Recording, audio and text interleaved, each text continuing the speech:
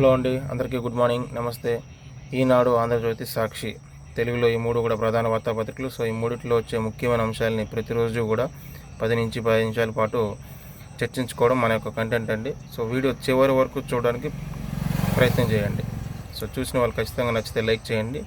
అట్లాగే సో ఇక ఈనాడులో బ్యానర్ వార్త ఏంటంటే 45 రోజుల్లోనే శంకుస్థాపనలు అంటండి. విశాఖ MOUలపై కార్యాచరణ అమలు దిశగా 7.69 లక్షల కోట్ల పెట్టుబడులు. SIPB సమావేశంలో చంద్రబాబు నాయుడు 18 నెలల్లో 20 లక్షల కోట్ల పెట్టుబడులు సాధించే మార్పులు కంపెనీలకు 2,000 కోట్ల ఇన్వెస్ట్మెంట్స్. మంత్రులు TG భరత్, కందుల దుర్గేష్ అంటారు. సో ఆ విషయాన్ని హైలైట్ చేశారు. నిన్న ఇండియాకి రష్యా ప్రెసిడెంట్ పుతిన్ వచ్చారండి. చిరకాల బంధానికి మరింత బలం. భారత్కు చేరుకున్న రష్యా అధ్యక్షుడు పితునికి విందు ఇచ్చిన మోదీ. నేడు కీలక సమావేశం. నా స్నేహితుడికి స్వాగతం పలికినందుకు ఆనందంగా ఉంది. కాల పరీక్షకు నిలిచిన భారత్. రష్యా స్నేహం దేశ ప్రజలకు ఎంతగానో మేలు చేసింది. సో ఒకే కార్లు అండి. నిన్న ఆయన రిసీవ్ చేసుకున్న తర్వాత మోదీ, పుతిన్ గారు ఇద్దరు కలిసి ఒకే కారులో వెళ్ళారంట. 8 దశాబ్దాల బంధంలో సరికొత్త అధ్యయనానికి లిఖించేందుకు భారత్ వచ్చిన పుతిన్తో పాటు విమానాశ్రయంలో ప్రధాని మోదీ కరచాలన చేశారు. ఆత్మీయ ఆలింగనం చేసుకున్నారు. భారత సాంప్రదాయ నృత్యాలతో అధ్యక్షుడికి స్వాగతం లభించింది. అనంతరం వారిద్దరూ ఒకే కారులో ప్రధాని నివాసానికి చేరుకున్నారు. మోదీ ఆయనకు ప్రైవేటుగా విందిచ్చారు. గ్రామాలకు మినీ కలెక్టరేట్లుగా DDOలు. ఈ DDOలు అంటే ఏంటంటే సచివాలయాలు ఉన్నాయి కదా, సో వాటినే DDOలుగా పేరు మార్చారనమాట. DDOల కంటే సచివాలయం అంటే బాగుంది.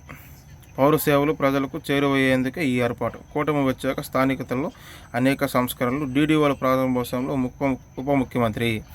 చిత్తూరులోని DDO కార్యాలయం ప్రారంభోత్సవంలో ఉప ముఖ్యమంత్రి పవన్ కళ్యాణ్, ఎమ్మెల్యేలు, కలెక్టర్లు, అధికారులు. అయితే ఇక్కడ నిన్న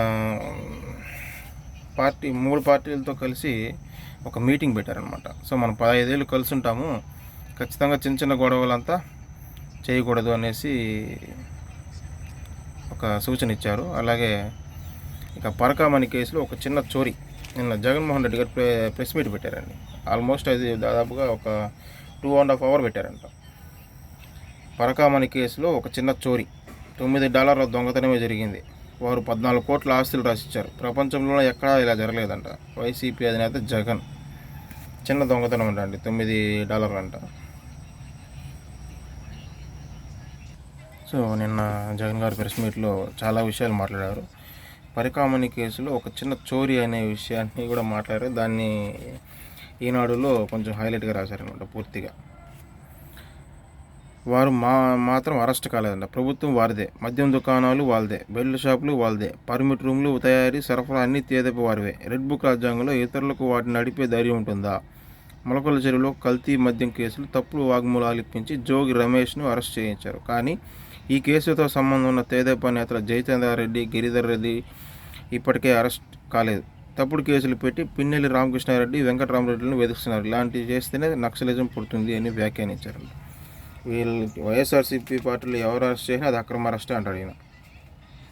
అట్లాగే ఇదే ఐక్యతతో 15 ఏళ్ళు ముందుకు సాగాలి. అధికారంలోకి వచ్చింది గొడవలు పడడానికి కాదు, బెల్ట్ దుకాణాలు వద్దు, బాధ్యతతో వ్యవహరించండి. కూటమి శ్రేణులకు జనసేన పవన్ కళ్యాణ్ పిలుపు.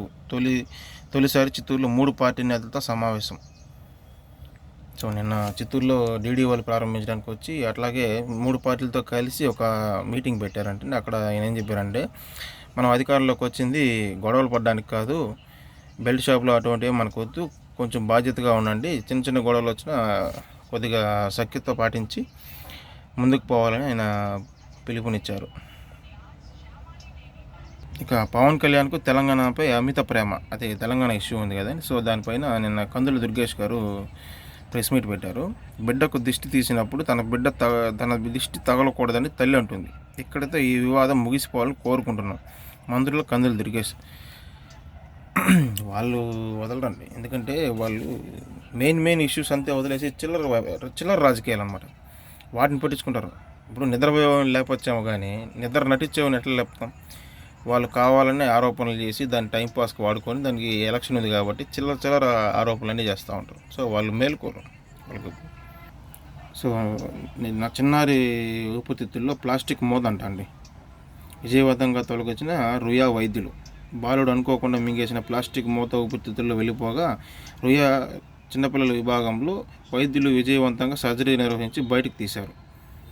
వైఎస్ఆర్ కడప జిల్లా పులివెందులకు చెందిన ప్రశాంత్ కుమారుడు పాలెం మహి 3 సంవత్సరాలు వారం రోజుల కిందట ఆడుకుంటూ ప్లాస్టిక్ మూతను మింగేశాడు. దగ్గు, ఆయాసం గురి కావడంతో రుయా ఆసుపత్రిలోని చికిత్సకు తీసుకొచ్చారు. వైద్యులు సిటీ స్కాన్ చేసి ఊపిరితిత్తుల్లో ఉన్న మూత ఇరుక్కుపోయిందని గుర్తించి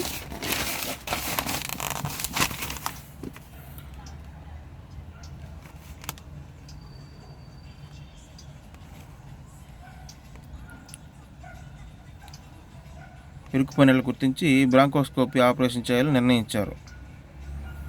ఈ నెల 1న పీడియాట్రిక్ సర్జరీ విభాగం వైద్యుడు డాక్టర్ ఏబి జగదీష్ అతని బృందం శస్త్రచికిత్స చేసి ఊపిరితిత్తుల్లోని మూతను విజయవంతంగా బయటకు తీశారు.